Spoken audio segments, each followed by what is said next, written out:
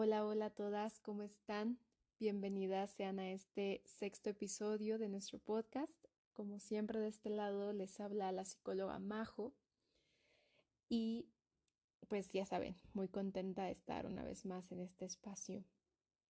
Oigan, les traigo un episodio cargado de un golpe al ego que si hoy no tienen ganas de cuestionarse a sí mismas, mirarse el ombligo y tener la humildad del reconocimiento al error propio, sáltense este episodio, escuchen algún otro, porque vamos a analizar nuestros propios errores y pues sí requiere mucha humildad, mucha escucha y sobre todo este autocuestionamiento, porque siempre les digo en terapia, es muy fácil señalar las violencias de las otras o de los otros, pero cuando se trata de señalar las propias, ahí sí las justificamos, ¿no? Ahí no las comprendemos, justificamos incluso los errores y pedimos perdón, pero desde la victimización.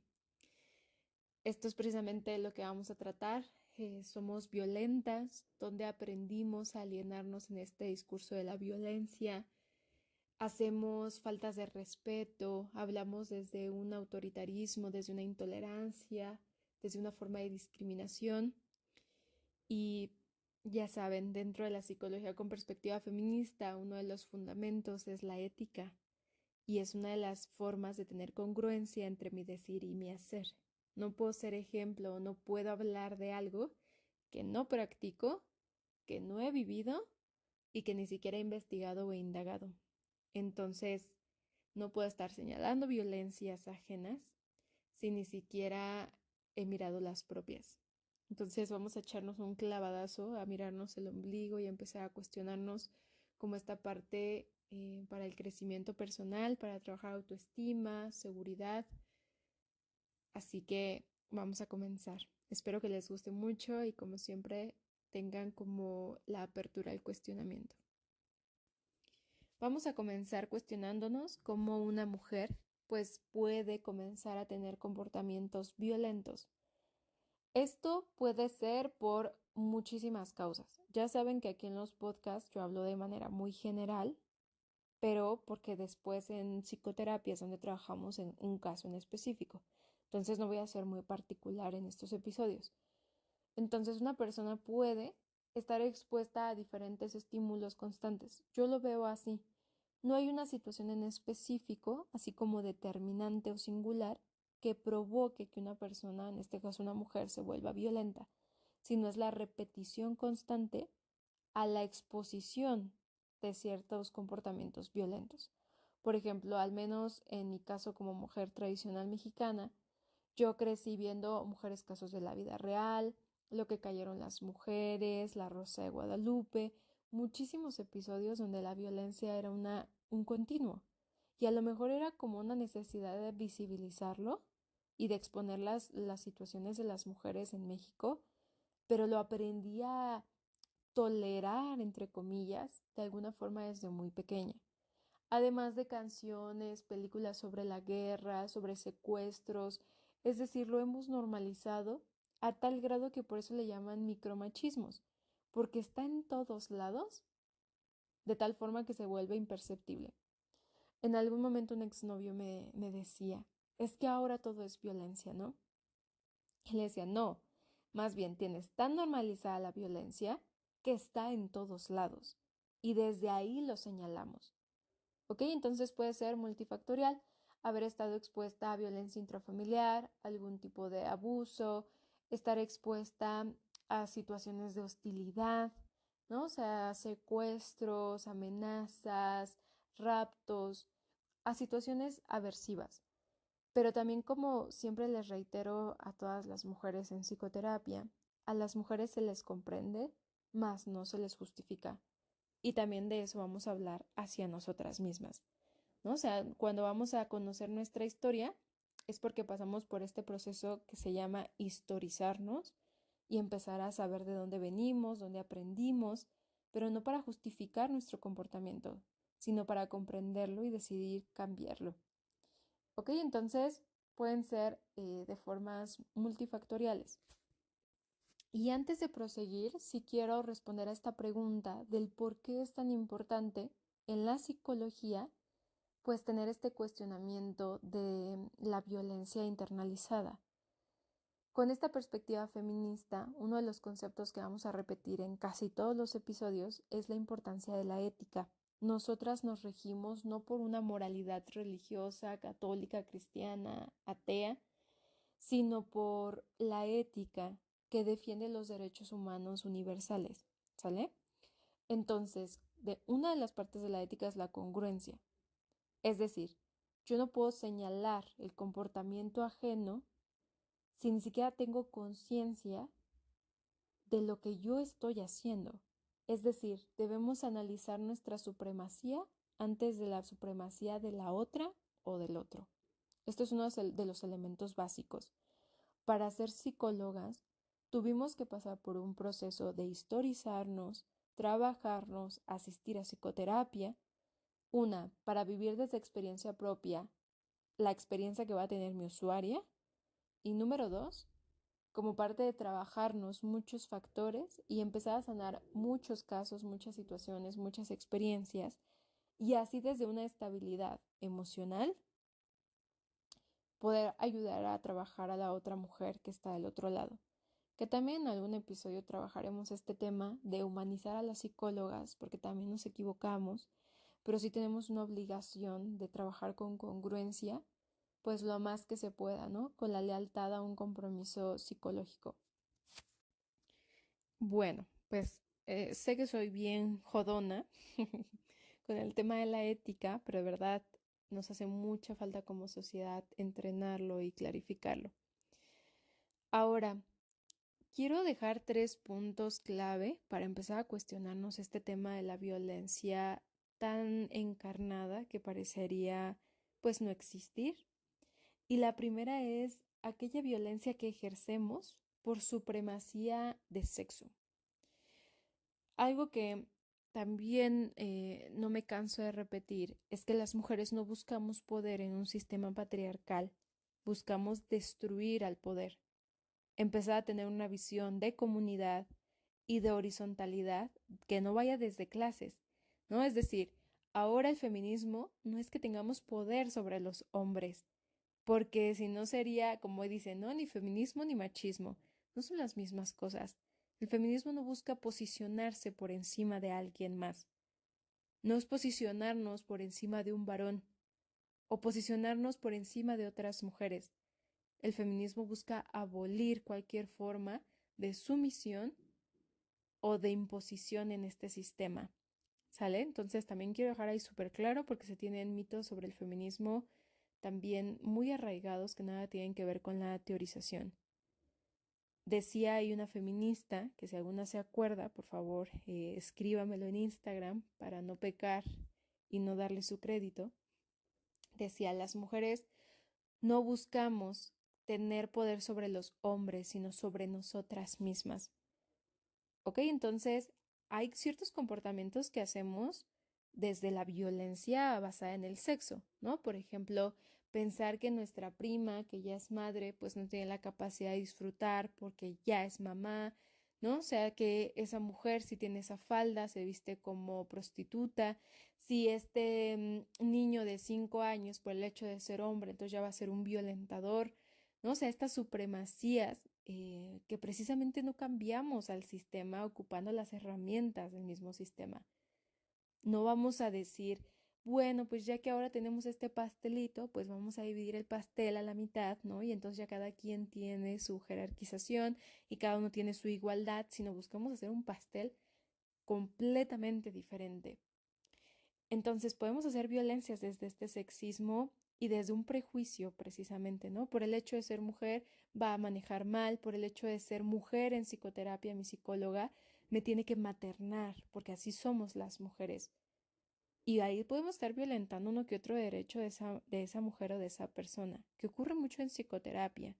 Por el hecho de que seamos mujeres, piensan que les debemos una empatía extrema o un nivel de sororidad, que también ahorita hablamos sobre este tema tan vulgarizado, y les debemos una maternidad en el proceso de terapia.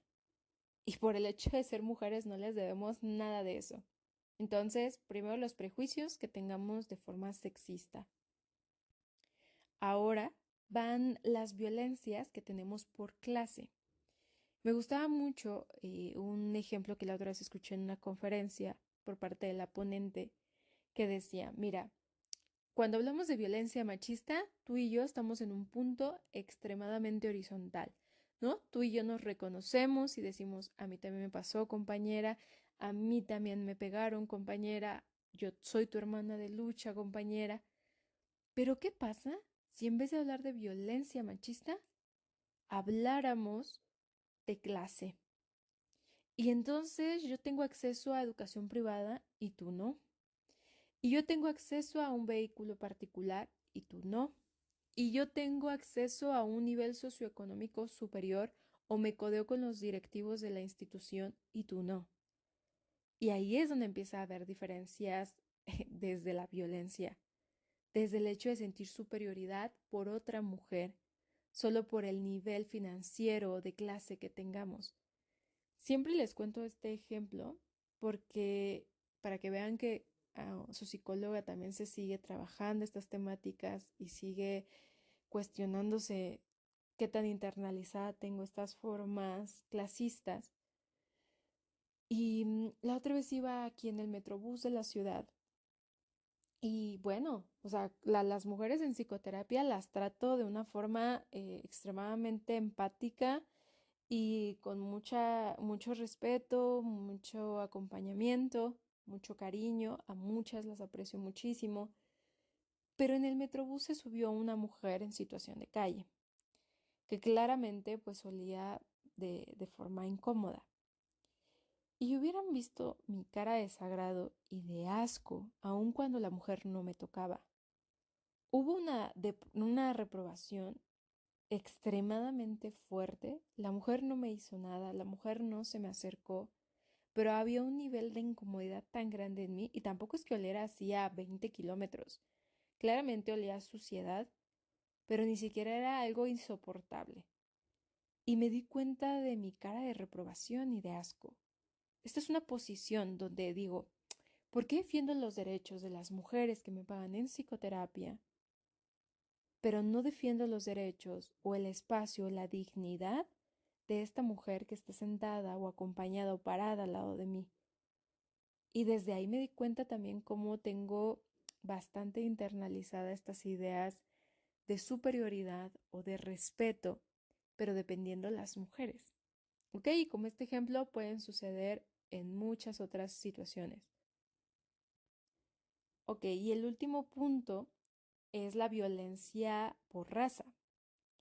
Aquí vamos a hablar directamente de los temas de racismo, ¿no? De la cultura y de las mujeres negras, de todas estas partes extranjeras, de la intolerancia, la diferencia, pero también en el caso específico de México se da muchísimo esta discriminación a los pueblos indígenas, cuando somos una sociedad con origen indígena, ¿no? O sea, se da esta parte de la reprobación a lo moreno, la reprobación a los que hablen una lengua, a la reprobación a las vestimentas, a la diferencia, al tono, a las creencias. Somos una sociedad bastante intolerante en un mundo y en un país extremadamente diverso. ¿Ok? Entonces, ahí es también donde nos damos cuenta de que no sabemos estar en un espacio donde haya divergencia de pensamiento, creencia, estatus, posición política y demás. Que, bueno, realmente probablemente no aceptemos muchas cosas, pero una cosa es aceptar y otra cosa es respetar, que precisamente es cuando nos deslindamos de esta violencia. Y miren, creo que si lo ponemos como en un objetivo, que suena súper fácil, pero que personalmente sé que cuesta mucho, salir de la violencia por todos los antecedentes que les digo, es complejo y también es un ejercicio diario de esto que es la clave, de renunciar al derecho de violentar a alguien. Imagínense que es un esfuerzo todos los días en un mundo donde hay supremacía de todo, donde miramos hacia arriba y miramos hacia abajo, empezar a ver de forma horizontal y decir, miren, podría cachetearme a esta persona en el supermercado, ¿no? Porque me tiró la leche, pero no elijo ese camino. Elijo cálmate, respira, autorregulación y elijo la prudencia, la resolución de conflictos desde la frontalidad. Imagínense que, sé que eso suena incluso así como de ¿qué carajo me estás pidiendo, Majo? ¿Por qué es tan raro el respeto en una sociedad violenta que hasta se les hace extremadamente complejo la frontalidad y la asertividad en nuestro lenguaje? Entonces, yo lo visualizo así, como una renuncia diaria de estos niveles de estatus, de estos niveles de superioridad y de estos niveles precisamente de supremacía. Y todo esto también se los digo porque en psicoterapia escucho muchas veces que me dicen, Majo, enséñame a controlar mi enojo, enséñame a no violentar. Y no se trata solamente como estas técnicas de autorregulación, ¿no? Y de decir, pues a ver, respiremos del 1 al 10, respiración diafragmática, sino es más profundo este cuestionamiento y es en el de, fulanita, sé que te criaron en esta supremacía y en estos estatus, pero es un ejercicio diario de renunciar a esto, de empezar a ver un panorama extremadamente diferente donde, espérame, tú y yo no tenemos que competir, tú y yo no tenemos que agarrarnos a guamazos, tú y yo no tenemos que insultarnos. Aunque hayas sido con lo que has crecido, no quiere decir que hayas crecido de la forma más correcta. Y es un intento y una lucha diaria de conciencia y de introspección y de reafirmar que no tengo por qué llegar a esto. ¿En qué momento empecé a pensar que la violencia era la norma o que la violencia era lo cotidiano?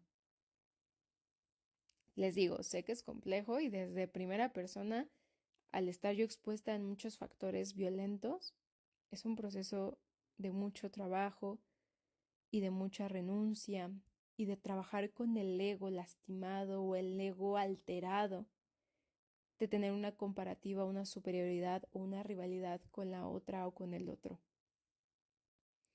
Y yo sé que muchas mujeres también me lo han dicho, ¿no? O sea, pues es que yo aprendí a ser así porque antes de que me lastimen, pues defenderme, ¿no? O antes de que alguien me haga algo, pues yo también reaccionar. Y estoy totalmente de acuerdo. Por eso siempre hago la diferencia entre agresividad y violencia. Aquí estamos hablando de la forma intencional de lastimar a una tercera persona. Y como estos ejemplos, pues puedo poner muchísimos, ¿sale? Que una madre renuncia al poder de violentar a sus hijos, de violentar a su madre mayor de edad, de violentar a la señora que es mesera, a la que hace la limpieza, a la mujer negra, a la mujer blanca. Estamos hablando de toda esta perspectiva humana de tolerancia a la diferencia y de un compromiso, pues, por un mundo mejor.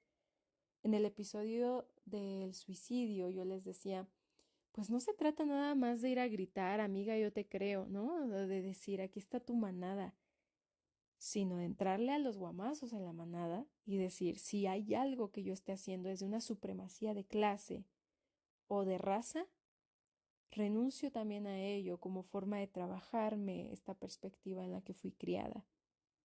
Las invito muchísimo a tener conciencia no solamente de lo que hacen, sino de tener un compromiso por buscar un cambio, ¿ok? Porque de nada me sirve que digan, sí, sí soy violenta y bueno, ¿y eso qué? No, o sea, ¿qué vas a hacer con eso si sabes que lastimas a otra persona, a otra mujer o a otro infante? Estamos incitándolas también a proponer cambios, a buscar formas de vivir diferentes y sobre todo a tener una vida digna. Yo soy la psicóloga Majo y muchísimas gracias por acompañarme en este camino. Espero que, como siempre, esto les haga mucho más preguntas que respuestas para que las trabajen conmigo o con la psicóloga con la que estén ejerciendo, pues en un proceso psicoterapéutico. Les mando un abrazo muy grande a todas. Nos vemos en la próxima.